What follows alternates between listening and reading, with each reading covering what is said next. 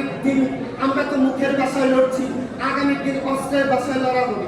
উনি কি আর কোনো দেশে যেতে পারবে? আমির হামজা যদি এই কথা বলে ওনার মাহফিল চলতে দিবে? আব্দুল্লাহ বিন আব্দুর রাজ্জাক যদি এই কথা বলে আব্দুল্লাহ ভাই প্রোগ্রাম চলতে দিবে? যেই কথাটা জাতির সামনে দিলে মাহফিল কিংবা প্রতিষ্ঠান চলবে না, ওই কথাটা জাতির কাছে গোপন রেখে যেইগুলি বললে প্রত্যেক দিন মাহফিল চালু থাকবে, ওইটা দেওয়ার কারণে জাতি আর সঠিক সিদ্ধান্তে আসতেছে না। কথা কি ঠিক নয়? সবাই করে দেন আমাকে, যতদিন আমার দেহে প্রাণ থাকবে ততদিন আমি এই কথা বলবো।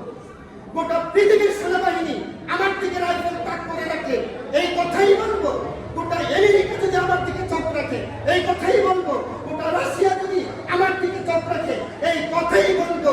কারণ দাওয়াত দিতে হবে পূর্ণাঙ্গ, দাওয়াত দিতে হবে।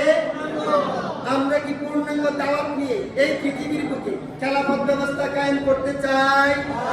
আমরা কি পলিথিন মার্কা দাওয়াত দিব না পূর্ণ দাওয়াত দিব? আমরা কি জাতির উদ্দেশ্যে মুখ খুলবো নাকি মুখে কষ্টিপ লাগিয়ে রাখবো? আগামীর দিন লড়াই হবে, তগুতকে চিহ্নিত করতে হবে এবং মুক্তারকে চিহ্নিত করতে হবে। একটা উদাহরণ দিয়ে আমি শেষ করছি। নির্বাচন পদ্ধতি হারাম এবং কুফরি, নির্বাচন পদ্ধতি শিরক এবং কুফরি। যারা এই নির্বাচনের সাথে জড়িত থাকবে তাদের ঈমান থাকবে না। যারাই নির্বাচনের সাথে জড়িত থাকবে তাদের ঈমান আমল কিছুই আল্লাহর দরবারে গ্রহণীয় হবে না। প্রয়োজনে 10 জন ছেলে রেডি রাখুন মাগরিবের পরে আমার গলায় ছুরি চালাবার জন্য। আর না হয় সালাফিয়া মাদ্রাসার কনফারেন্সে ডাক দেন, আমি একাই জাতির সামনে হাজির হব। এই কথা প্রমাণ না করা পর্যন্ত আব্দুল্লাহ ভাই মাদ্রাসাটা আমি ছাড়ব না। আমি আবার বলে দিচ্ছি, যারা নির্বাচনের সাথে জড়িত থাকবে, গণতন্ত্রের সাথে জড়িত থাকবে, এই রকম কুফরি মতবাদের সাথে জড়িত থাকবে, তাদের ঈমান নাই, তাদের ঈমান নাই, তাদের ঈমান নাই। উদাহরণটা নেন, শেষ করছি। উদাহরণ, একটা এম এ পাশের বুক আর একটা মেথরের বুক, দুইটার মধ্যে কি সমান পার্থক্য নাকি পার্থক্য নাই? কোনো পার্থক্য? একজন এমবিবিএস ডাক্তারের বুক আর একজন গাঁজাখুরের বুক, পার্থক্য আছে? পার্থক্য আছে। গণতন্ত্রে মেধার মূল্যায়ন হয় না, মাথার মূল্যায়ন হয়। আর ইসলামে মেধার মূল্যায়ন হয়, মাথার মূল্যায়ন হয় না।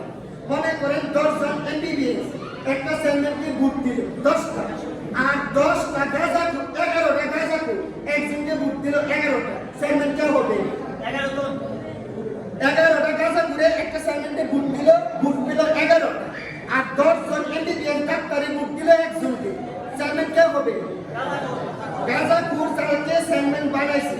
মনে করেন রূপগঞ্জ ইউনিয়নের চেয়ারম্যান গাঁজাখুরের ভোটে হলো।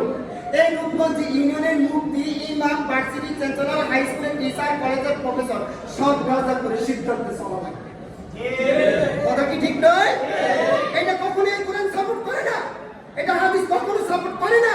আমরা জাতির কাছে পরিষ্কারভাবে এই কথা এই জন্য বলছি না, আমার মাদ্রাসা সরকার ধ্বংস করে দিবে, আমার 10 তলা মসজিদের ইমামতি এক বাহিনী আমাকে গুম করবে, আমাকে নতুন করে আইনা করে নিবে। তাই জাতির কাছে কথা গোপন রাখার কারণে জাতি কোনো সুশৃঙ্খল পয়েন্টে আসতেছে না। আগামীর দিন জাতির কাছে পরিষ্কার দাওয়াত দেওয়া হবে, তারাই পরিষ্কার দাওয়াত দিতে পারবে, তারাই জাতির কান্ডারি, তারাই জাতির আসল শাহী। কথা কি ঠিক নয়? আমি বুঝাতে পারি নাই। আল্লাহ কোনদিন দেখা করে দিলে ইনশাআল্লাহ আপনাদের সাথে প্রকাশ্যে পূর্ণাঙ্গ দাওয়াত নিয়ে কথা হবে। আল্লাহ আমাদেরকে সঠিক ইসলাম মেনে জান্নাতের অধিবাসী হওয়ার তৌফিক দান করুন বলে আমিন।